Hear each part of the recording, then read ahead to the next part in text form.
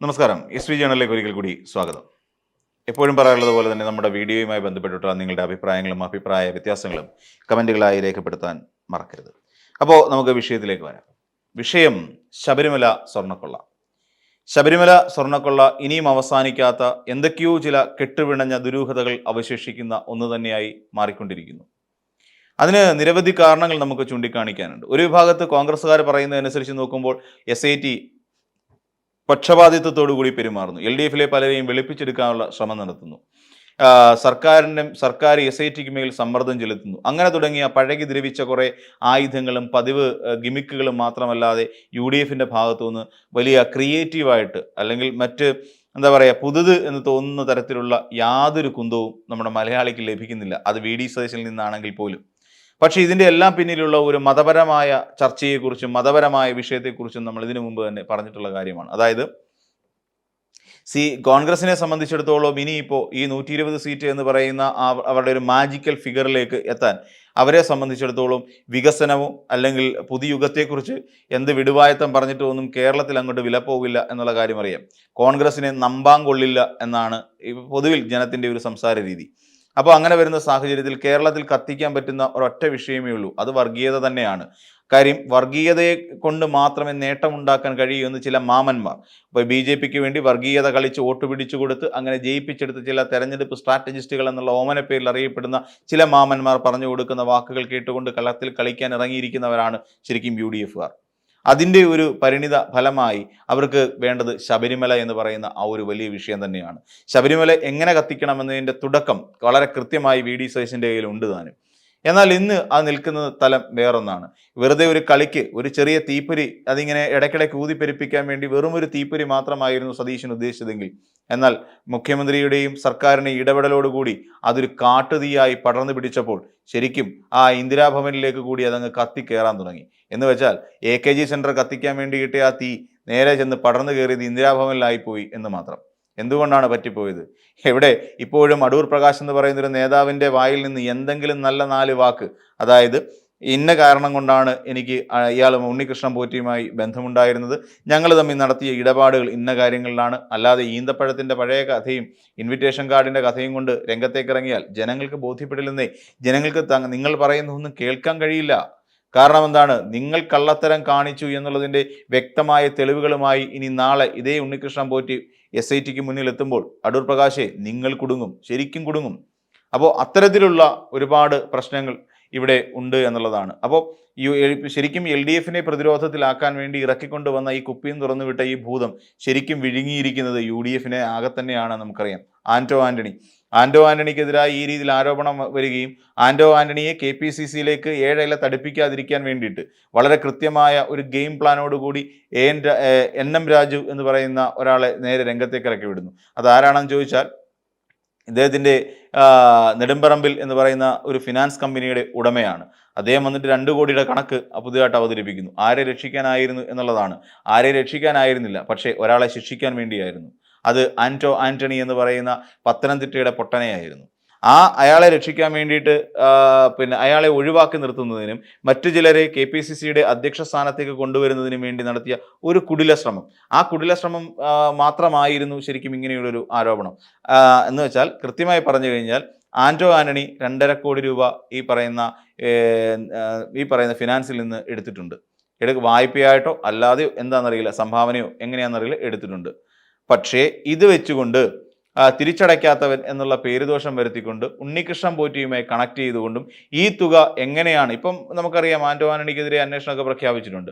അപ്പം ഈ ആന്റോ ആന്റണിയുടെ കയ്യിൽ എവിടെ നിന്നാണ് ഈ പണം ഉണ്ടാവുകയെന്നും ആന്റോ ആന്റണി എങ്ങനെയാണ് ഈ പണം തന്ത്രിയുമായി കണക്ട് ചെയ്യാൻ കഴിയുന്നത് തുടങ്ങിയ ഒരുപാട് വിവരങ്ങളിലേക്ക്, ഒരുപാട് അന്വേഷണങ്ങളിലേക്ക് അത് പോകേണ്ടതുണ്ട്.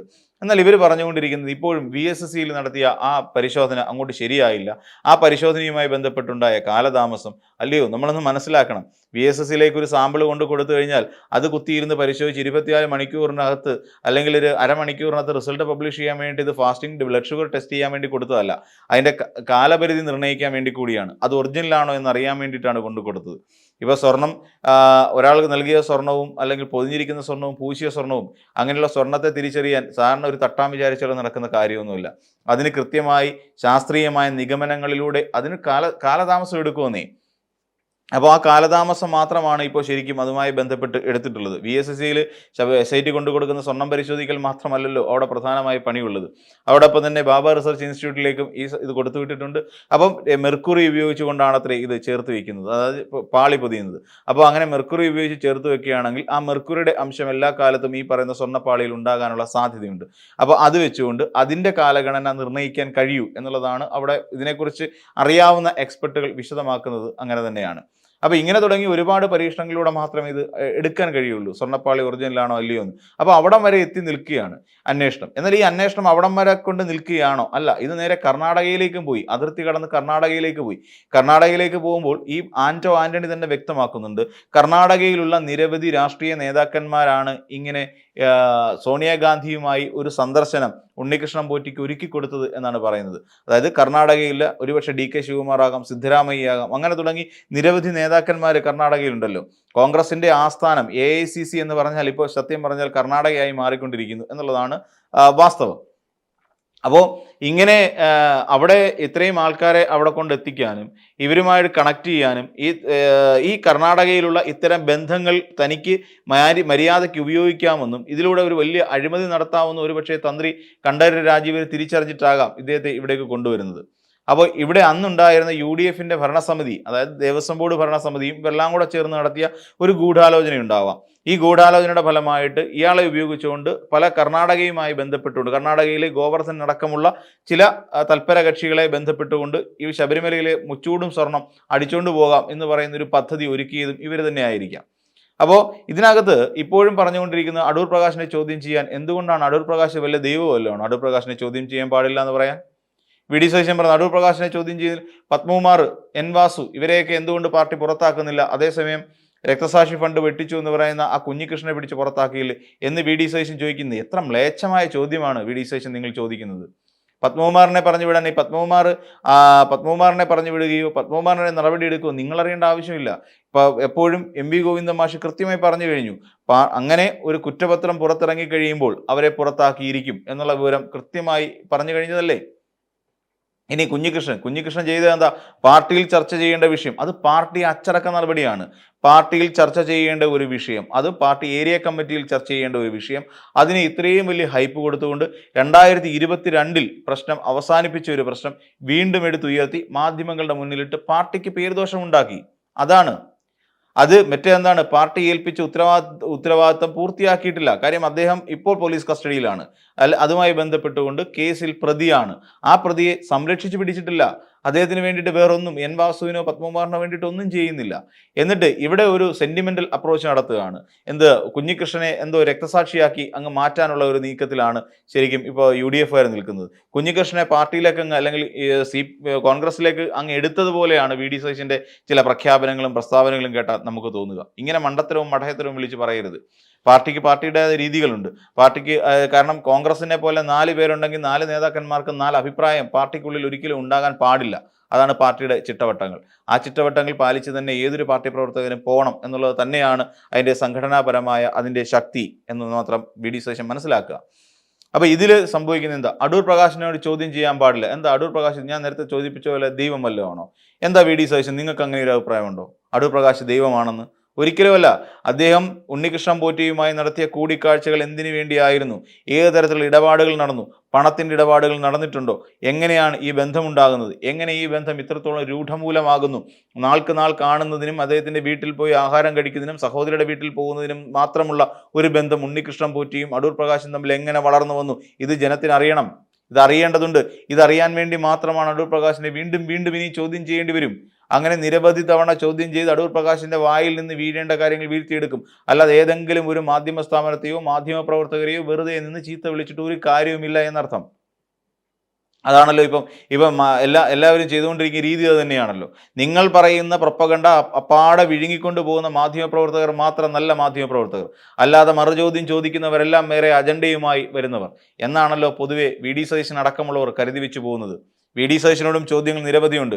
VD സതീശൻ പിണറായി വിജയനൊപ്പമുള്ള ചിത്രമെന്ന് പറയുന്നതിൻ്റെ യഥാർത്ഥ നിജസ്ഥിതി എന്താണ് എന്നുള്ള കാര്യം VD സതീശൻ എന്തുകൊണ്ടാണ് മറച്ചു പിടിക്കുന്നത്?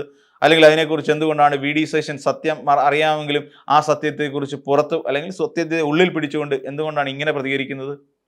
അപ്പോൾ വി ഡി സതീശനെ സംബന്ധിച്ചിടത്തോളം മുഖ്യമന്ത്രി പിണറായി വിജയൻ ഉണ്ണികൃഷ്ണൻ പോറ്റിയുമായിട്ടുള്ള ആ ചിത്രത്തിന്റെ ജെനുവിനിറ്റിയെക്കുറിച്ച് വളരെ കൃത്യമായി അറിയാം. പക്ഷേ എങ്കിലും അത് കുറച്ചു പേരെങ്കിലും വിശ്വസിക്കുമല്ലോ എന്ന് കരുതി വീണ്ടും വീണ്ടും കള്ളം പറഞ്ഞുകൊണ്ടിരിക്കുന്ന ഒരാളല്ലേ വി ഡി സതീശൻ. അങ്ങനെ തന്നെയല്ലേ അടൂർ പ്രകാശിനെയും സോണിയാഗാന്ധിയെ അടുക്കലേക്ക് എങ്ങനെ ഈ അടൂർ പ്രകാശും ഉണ്ണികൃഷ്ണൻ പോറ്റിയും എത്തിപ്പെട്ടു എന്നുള്ള ചോദ്യത്തിന് വ്യക്തമായ മറുപടി വരേണ്ടതല്ലേ? എന്തുകൊണ്ട് ആ മറുപടി പറയാൻ കേരളത്തിൽ അടുത്ത മുഖ്യമന്ത്രിയാകാൻ കച്ചകെട്ടിയിരിക്കുന്ന വി ഡി സതീശനെ കൊണ്ട് കഴിയുന്നില്ല? നിങ്ങൾ ഉത്തരവാദിത്തം പറയണ്ടേ? കേരളത്തിലെ UDF നിങ്ങൾ ചെയർമാൻ ആയിരിക്കുമ്പോൾ UDF കൺവീനറായിരിക്കുന്ന അടൂർ പ്രകാശ് ചെയ്ത ഈ ഒരു അബദ്ധത്തെക്കുറിച്ച് എന്തുകൊണ്ടാണ് നിങ്ങൾ അടൂർ പ്രകാശിനോട് ചോദിക്കാതിരിക്കുന്നത് ഇത്ര നാളായിട്ട്? എന്നിട്ട് നിങ്ങൾക്ക് കിട്ടിയ ഒരു മറുപടി എന്തുകൊണ്ട് ജനങ്ങൾക്ക് ഡൈജസ്റ്റ് ആവുന്ന തരത്തിൽ, ജനങ്ങൾക്ക് വിശ്വാസയോഗ്യമാകുന്ന തരത്തിൽ എന്തുകൊണ്ടാണ് പുറത്തേക്ക് അവതരിപ്പിക്കാത്തത്? നിങ്ങളുടെ കയ്യിൽ എല്ലാവരെയും കൊടുക്കാനുള്ള തെളിവുകളുണ്ട് എന്ന് പറയുമ്പോഴും എന്തുകൊണ്ടാണ് ആ തെളിവുകൾ മാധ്യമങ്ങളുടെ മുന്നിലും കോടതിക്ക് മുന്നിലും നിങ്ങൾ ഹാജരാക്കാത്തത്? അപ്പോൾ ഈ തെളിവുകളെല്ലാം വെറും വാക്കിൽ മാത്രം ഒതുങ്ങുന്ന തെളിവുകളാണ് എന്ന് വി ഡി സതീശനും രമേശ് ചെന്നിത്തലയും വീണ്ടും വീണ്ടും വീണ്ടും തെളിയിച്ചുകൊണ്ടിരിക്കുന്നു എന്ന് തന്നെ പറയേണ്ടി വരില്ലേ? തീർച്ചയായും അത് അങ്ങനെ തന്നെയാണ്. എന്നിട്ട് നിങ്ങൾ എത്ര പുതുയുഗ യാത്ര നടത്തിയാലും, എത്ര കേരളത്തെ വീണ്ടെടുക്കാൻ വേണ്ടി യാത്ര നടത്തിയിട്ടും ഒരു കാര്യമില്ല. ഒരുപക്ഷെ കൂടി നിൽക്കുന്നവരും ഒപ്പം നിൽക്കുന്നവരും ഒക്കെ ഒരുപക്ഷെ കൈയടിക്കുന്നുണ്ടാവാം. നിങ്ങളുടെ കൂട്ടത്തിലുള്ള പലരും നിങ്ങളെ വീഴ്ത്താൻ വേണ്ടി കിണഞ്ഞ് പരിശ്രമിച്ചുകൊണ്ടിരിക്കുകയും ചെയ്യുന്നുണ്ട്. അതിനിടയിൽ സ്വർണ്ണക്കൊള്ള എന്ന് പറയുന്ന ഈ കേസിൽ ചില നിജസ്ഥിതികളുണ്ട്. ഒരുപക്ഷെ പറഞ്ഞു വരുമ്പോൾ നിങ്ങളുടെ DK ശിവകുമാറിലേക്കും സിദ്ധരാമയ്യയിലേക്കും എത്തി നിൽക്കുന്ന ഒരു വലിയ ശൃംഖലയുടെ വലിയൊരു കണ്ണിയായി നമ്മുടെ അടൂർ പ്രകാശ് മാറിയേക്കാം. അതുമല്ലെങ്കിൽ ആന്റോ ആന്റണി മാറിയേക്കാം. ഒരുപക്ഷെ സോണിയാഗാന്ധിയെ എന്തുകൊണ്ട് അന്വേഷണത്തിന്റെ പരിധിയിൽ വരുന്നില്ല സോണിയാഗാന്ധി? അതിനെക്കുറിച്ച് നിങ്ങൾ പറഞ്ഞിട്ടുണ്ടോ? സോണിയാഗാന്ധിയെ എന്തിന് അന്വേഷിക്കണം, അല്ലെ സോണിയാഗാന്ധിയോട് എന്തിന് ചോദ്യം ചെയ്യണം എന്ന് മാത്രമേ നിങ്ങൾ ചോദിക്കുന്നുള്ളൂ. പക്ഷേ എന്തിന് ചോദ്യം ചെയ്യണം, അല്ലെങ്കിൽ എന്തുകൊണ്ട് ചോദ്യം ചെയ്യണ്ട എന്ന് പറയാൻ എന്തുകൊണ്ടാണ് ഈ UDFകാർക്ക് കഴിയാതെ പോകുന്നത്? സോണിയാഗാന്ധി ഇതിൽ കുറ്റക്കാരിയല്ല എന്ന് പറയാൻ എന്തുകൊണ്ടാണ് UDFകാർ കഴിയാതെ പോകുന്നത്? അപ്പോൾ ഇവിടെ അടൂർ പ്രകാശിനെ ചോദ്യം ചെയ്യാൻ പാടില്ല, അടൂർ പ്രകാശ് കള്ളനാണെന്ന് പറയാൻ പാടില്ല, ആന്റോ ആന്റണി കള്ളനാണെന്ന് പറയാൻ പാടില്ല, ഈ വലിയ ഉണ്ണികൃഷ്ണൻ പോറ്റി എന്ന് പറയുന്ന ഭൂലോക കള്ളനെ പിടിച്ച് കുടുംബത്ത് കയറ്റിയ സോണിയാഗാന്ധിയെ കുറിച്ച് മോശമായിട്ട് പറയാൻ പാടില്ല. പക്ഷേ തെളിവുകളൊന്നുമില്ലെങ്കിൽ പോലും ഇവിടെ കടകംപള്ളി സുരേന്ദ്രനും VN വാസവനും ബാക്കി ഉള്ള ഇവിടുത്തെ മുഖ്യമന്ത്രി പിണറായി വിജയനും എന്ന് വേണ്ട സകലമാന ആളുകളും ഈ പറയുന്ന കള്ളന്മാരാണ് എന്ന് പറയുന്ന നിങ്ങളുടെ ഒരു തന്ത്രമുണ്ടല്ലോ. അതായത് നിങ്ങൾ പറയുന്ന അതായത് UDFകാർ ആരെ ചൂണ്ടിക്കള്ളൻ എന്ന് പറഞ്ഞാലും അവർ കള്ളനാണ് എന്ന് ഇവിടുത്തെ ജനങ്ങൾ വിശ്വസിക്കണം എന്ന് പറയുന്ന നിങ്ങളുടെ കാപട്യമുണ്ട്, UDFന്റെ ഒരു കാപട്യമുണ്ട്. ആ കാപട്യത്തെ ജനങ്ങളിലേക്ക് എത്തിക്കാനുള്ള തിരക്കിട്ട ഓട്ടമാണ് ഈ പുതുയുഗ യാത്ര. അല്ലാതെ അതിനപ്പുറത്തേക്ക് കേരളത്തിന് ഒരു വികസന രേഖയും അവതരിപ്പിക്കാൻ നിങ്ങളെ കൊണ്ട് കഴിയില്ല എന്നുള്ളതാണ് വാസ്തവം. നിങ്ങൾക്ക് എങ്ങനെയെങ്കിലും തിരഞ്ഞെടുപ്പ് വരെ തൊട്ടു മുൻപ് വരെ, അതായത് ആ പോളിംഗ് നടക്കുന്ന അന്ന് വൈകുന്നേരം 7 മണി വരെ നിങ്ങൾക്ക് ഈ വിഷയം കൊണ്ടു നടക്കാൻ നിങ്ങൾക്ക് കഴിയണം. ജനങ്ങൾ ആ ദിവസം അത്രയും സമയം ജനങ്ങൾ ഇത് ചർച്ച ചെയ്തുകൊണ്ടേയിരിക്കണം. അത് കഴിഞ്ഞാൽ പിന്നെ ഈ വിഷയം നിങ്ങൾ ഏറ്റെടുക്കില്ല എന്നുള്ള കാര്യം വാസ്തവമാണ്. അപ്പോഴേക്കും ഈ തെരഞ്ഞെടുപ്പെല്ലാം ഒരു വഴിക്കാകുകയും ചെയ്യും, ഇതിന്റെ അന്വേഷണം ഏകദേശം പൂർത്തിയാകുകയും ചെയ്യും, കിട്ടേണ്ട പണികളെല്ലാം കോൺഗ്രസ്സുകാർക്ക് കിട്ടുകയും ചെയ്യും എന്ന് തന്നെ നമുക്ക് മനസ്സിലാക്കാം. പക്ഷേ തെരഞ്ഞെടുപ്പിന് മുൻപായി ഹൈക്കോടതി ഇടപെടലോടുകൂടി അന്വേഷണം പൂർത്തീകരിക്കും എന്നുള്ള കാര്യം നിങ്ങൾ ഉറപ്പിച്ചു വെക്കുക. അപ്പോൾ മറ്റൊരു വീഡിയോയുമായി നമുക്ക് വീണ്ടും കാണാം.